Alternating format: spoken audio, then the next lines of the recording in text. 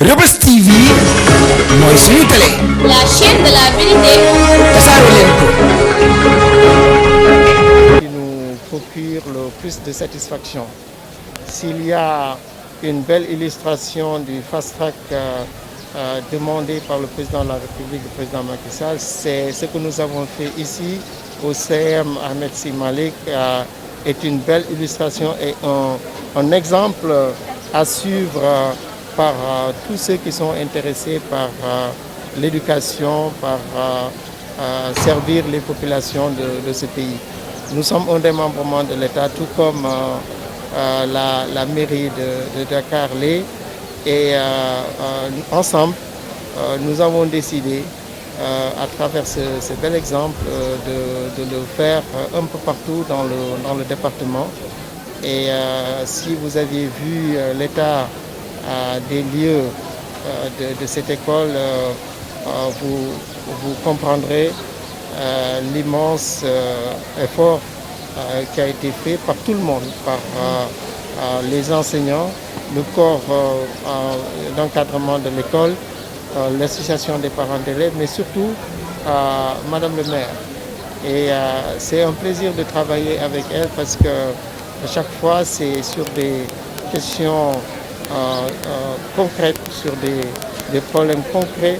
Et quand nous sommes venus un week-end, nous avons vu et nous avons agi promptement. Nous avons vu et nous nous sommes dit qu'il n'y a pas un jour de répit. Il faut commencer tout de suite parce que c'est inhumain. On ne peut pas mettre nos enfants dans ces conditions de travail.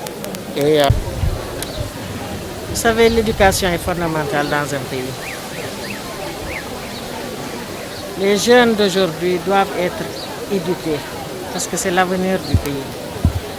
Et nous devons nous impliquer davantage. Ce partenariat avec le port de Dakar va impulser encore la dynamique pour vraiment faire de l'école sénégalaise une école de qualité, une école d'excellence. Et avec le DG du port, nous avons un partenariat, un bel exemple de partenariat. Vous savez, des gens qui veulent réussir, des gens qui veulent des résultats, ne peuvent faire que ce que nous avons fait ici. Faire cela, cette réalisation-là, en un mois, qui l'aurait cru? Personne. Mais quand il y a la volonté et qu'on veuille se mettre ensemble, parce que c'est ça, il faut se mettre ensemble. Chacun ne peut pas aller de son côté. Il faut qu'on puisse rassembler nos forces pour arriver à ce que nous avons aujourd'hui réalisé. Cet exemple sera un modèle pour les autres établissements de Dakar. Ce que nous avons réussi à faire ici, si Dieu le veut, nous le ferons dans tous les établissements de Dakar. Et je sais que mon partenaire, moi je suis derrière lui. Il dit derrière Madame le maire. Non, c'est moi qui suis derrière lui. Parce que je sais qu'avec lui, je peux compter sur sa volonté de vouloir faire des établissements de Dakar, des établissements d'excellence, mais aussi des établissements où il fait bon vivre. Parce qu'un enfant dans un environnement sain, dans un environnement propre, fera d'excellents résultats. Si ces enfants ont pu faire 80% avec ces conditions exécrables, je veux dire, ces nouvelles conditions les amèneront à de meilleurs résultats. Et moi, je m'attends à 100% dans cet établissement. Programme bi ñaata collège wala ñaata lycée la biir Dakar. ren moom lu mu tuuti tuuti bu soobee yàlla bu ñu yàlla jàppalee dinañ defar lu toll ak fukk ak ñeent parce que ñoo gën a màggat ci école yi. collège ci 54 la mais bu ñu defaree au moins fukk ak ñeent ren bu déwénee ñu mën a defar yeneen xëy na déwén dinañ defar lu ëpp loolu kon nag na ñëpp ñëw rek ñu ànd rek liggéeyal suñu réew.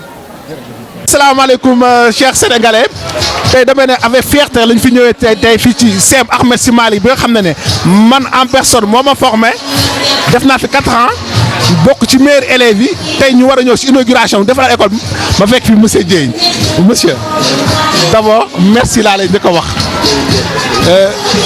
tous les anciens élèves vous remercient vraiment tey ñëwaat defaraat xar-xaru école bi ban jàngat nga ci am en tant que un ancien professeur.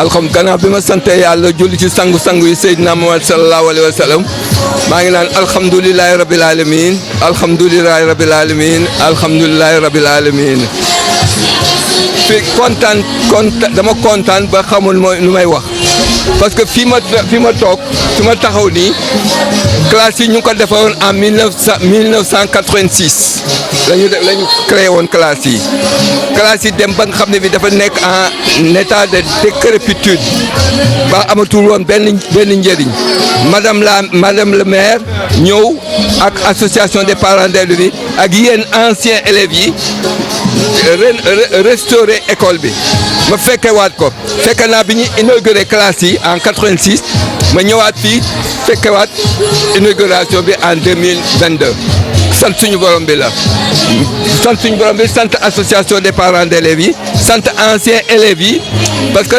anciens élèves yi pour man c'est fierté la su ma leen gisee vraiment ba leen yëg-yëg laay am ci yoon dama leen daan wax chaque jour yéen remercier leen seen parents yi parce que seen parents yi ñoo leen defoon éducation de base bi ñun dañuy def ñun rek dañuy continuer éducation bi seen parents yi jox leen seen éducation bi ngeen am nag yéen ko continuer yéen ko continuer ba léegi valeurs yi yéen ko am ba léegi maintenant ces valeurs là il faut les essayer de les transférer à vos petits enfants à vos enfants. ñu ñëwaat fii changer xar-xaru Cheikh Ahmed Sy Malick tey ban jàngat nga ci am. Voilà, je me sens très honoré à un double titre d'être là. Je suis là en tant qu'ancien professeur parce que j'ai servi ici pendant 13 ans. Ensuite, l'actuel principal qui est mon ami m'a invité en tant que principal du SEM Abbé Pierre Sock. Donc je me retrouve dans mon milieu naturel. Et je salue cet effort qui a été fait. Moi j'appelle ça le leadership gagnant.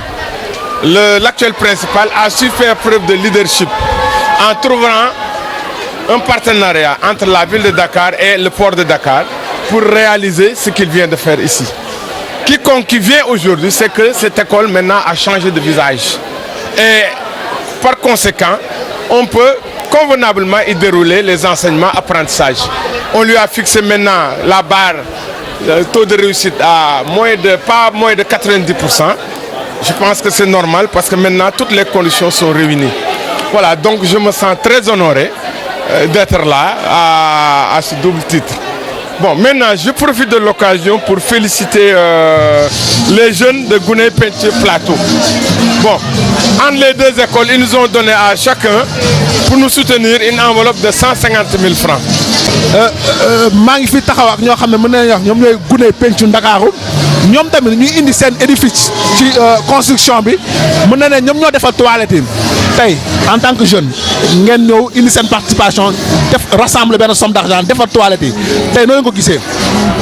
Tout d'abord ñoo ngi saluer madame le maire ak monsieur le directeur général du port ñoom ñi nga xamante ne ñoo gis école yi ñu mel ñu jóg jàpp si ñun nag association bu ndaw kese lañu biir plateau boo xamante ne dañoo jóg nekk ay jeunes pour jàppale plateau ñun nag xam nañ ne mënuñu defar mais dañuy apporter suñu pierre à l'édifice loolu moo tax ñu def benn collecte am benn somme 300 et quelques mille séddale ko entre les deux écoles maanaam Ahmed Sy Malick ak SEM Abbé Pierre pour ñu xool lan lañ ci mën a réfectionner xam nañ ne mënuñu defar lépp mais dañoo jéem a xool naka la ñuy jàppalee suñu jeunes yi ndax école bi école plateau la te ñun ñoo ko bokk suñuy rakk ñoo fiy jàngee ñun ñoo fi doon jàngee njëriñ la suñu njëriñ la ma bàyyi leen nag sama collaborateur Ousmane mu wax ak yéen.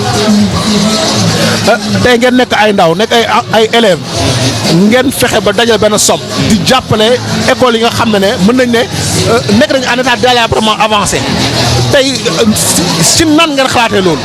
waaw tey moom sentiment de mbégte lañu am ci li nga xamante ni waa port autonome de Dakar en collaboration ak waa ville de Dakar def nañ ko ñun tamit nag ñu ne duñ ci des ginnaaw parce que xale yi suñuy rakk lañ donc le fait que ñu nekk ci conditions yu baax tamit suñu souci la ñun ñi nga xamante ni ñooy seen aîné donc tey daal mun naa ne daal dañoo kontaan am sentiment de mbégte te gëm naa niñ fi yam dinañ gën a progresser gën a dool yeneen initiative yoo xamante ni dina jëm ci wàllum defaraat école yi. Reubeuss TV mooy suñu télé. La chaîne de la vérité. tasaare leen ko.